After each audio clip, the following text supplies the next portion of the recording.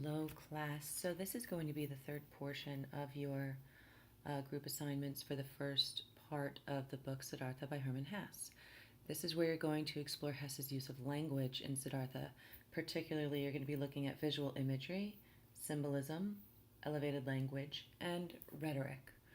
What you're going to do, because Flipgrid doesn't allow us enough time, is you're going to do it via screen recording. So you'll see I have my QuickTime player pulled up here. You'll go to File, you'll click New Screen Recording, and you will make sure that you have your internal microphone turned up. If you need help with this, just ask me or Ms. Lynn.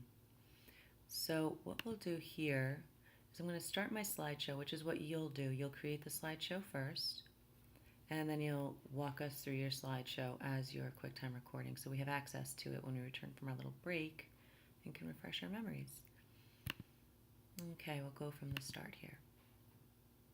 Hesse's use of language in Siddhartha.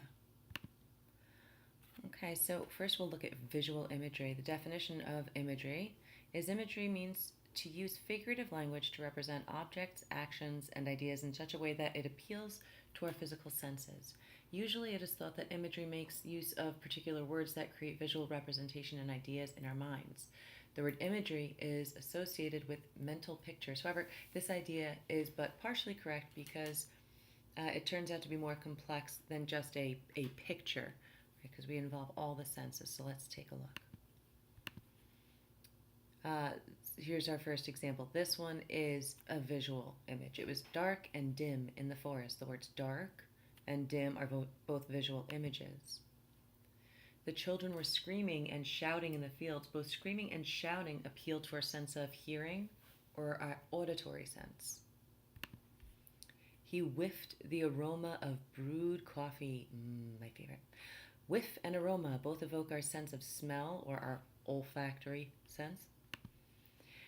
The girl ran her hands on a soft satin fabric. The idea of soft in this example appeals to our sense of touch or tactile sense, as can the word satin, because if we touched satin, as soon as we start to hear that word, we can start to feel it on our fingertips. You might even be able to see the shininess of the fabric. That might also be a little bit visual for us. The fresh and juicy orange is very cold and sweet. Juicy and sweet, when we associate those with oranges, they have an effect on our sense of taste or our gustatory sense. Also, the word cold in there is going to give us the sensation. It's like another type of sensation that we will have associated with that taste. The next thing you'll look at is symbolism. Symbolism is the use of symbols to signify ideas and qualities by giving them symbolic means that are different from their literal sense. Some of the symbols that we immediately recognize are, of course, water. We recognize the symbolism of weather, symbolism of the bug in Metamorphosis, right? The idea of insect became not just it's a big bug, it became that is a man becoming less human, yes? Symbolism can take different forms. Generally, it is an object representing another to give an entirely different meaning that is much deeper and more significant. Sometimes, however, an action or an event or a word spoken by someone may also have symbolic value. For instance, smile is a symbol of friendship. Similarly, the action of someone smiling at you may stand as a symbol of the feeling of affection which that person has for you. Symbols do shift their meanings depending on the context in which they are used. A chain, for example, can stand for union, but it can also stand for imprisonment. Thus, symbolic meaning of an object or an action is understood by when, where, and how it is used. It's also depending on who's reading the work. Elevated language. I don't know how much we've discussed this before, but elevated language is formal, dignified language. It's often used, it often uses rather more elaborate figures of speech. It's used to give dignity to a hero, Achilles or Agamemnon. It's also used to express the superiority of God in religious matters generally. You'd see these in prayers in the King James Version of the Bible. You might also see this. You might remember our Cotton Mather's um, oratory, Sinners in the Hands of an Angry God. Lots of elevated language to talk about God, and then language that really um, accuses the parishioners in the church to really set them apart from that superiority. Also, it's used to indicate the importance of certain events, right? So the language of ritual, the language of ceremony becomes elevated language. I'm sure you all have heard enough rituals, whether it was for your bar or bat mitzvah or your communion or your confirmation, or if you've ever been to a wedding, you've heard those vows. That's elevated language. It can also be used to reveal a self-important or a pretentious character. And this can be a funny thing. Elevated language used, put in the right hands, can make us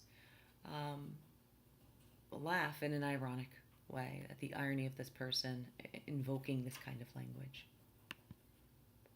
And finally, your use of rhetoric. This has been hammered into you for years, so if you are not familiar with your ethos, pathos, and logos, go back into your 10th, 9th, and 8th grade notes. But ethos, briefly. Ethos is our ethics or believability or credibility of a character, narrator, or speaker. Pathos is the use of emotion, the use of trying to affect a reader's emotions. And the use of logos is the use of logic.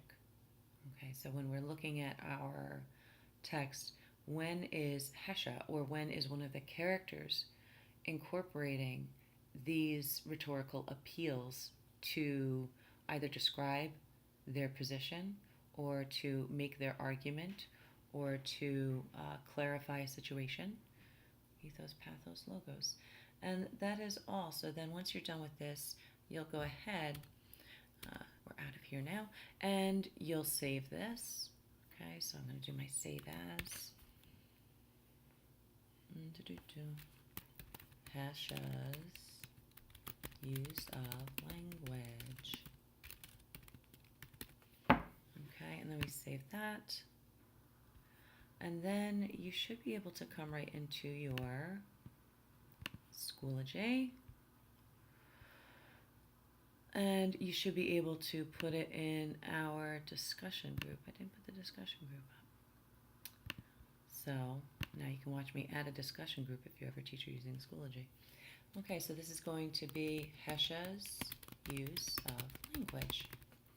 And that will be due, all of your work will be due for this tomorrow, and then Tuesday we'll enjoy watching these. And when you go into our discussion group, you will be able to import media, I think. Am I just kidding? Let me see. You should be able to import media. Womp womp. Let's see if it allows us to pull in here. Let's just use some language. Hot dog, look at that. Okay, so then you'll submit here, and you will make sure that you have all of your names. Mine is Liz Dow. And then you'll post it. Okay, and then we all have access to all of our little PowerPoints for each of the given chapters. Okay, so hopefully that does enough for your tutorial there. And then when you're done, see this little button up here? I'm going to click it, and then I'm going to go bye-bye. All right, kids, have a great day. Bye.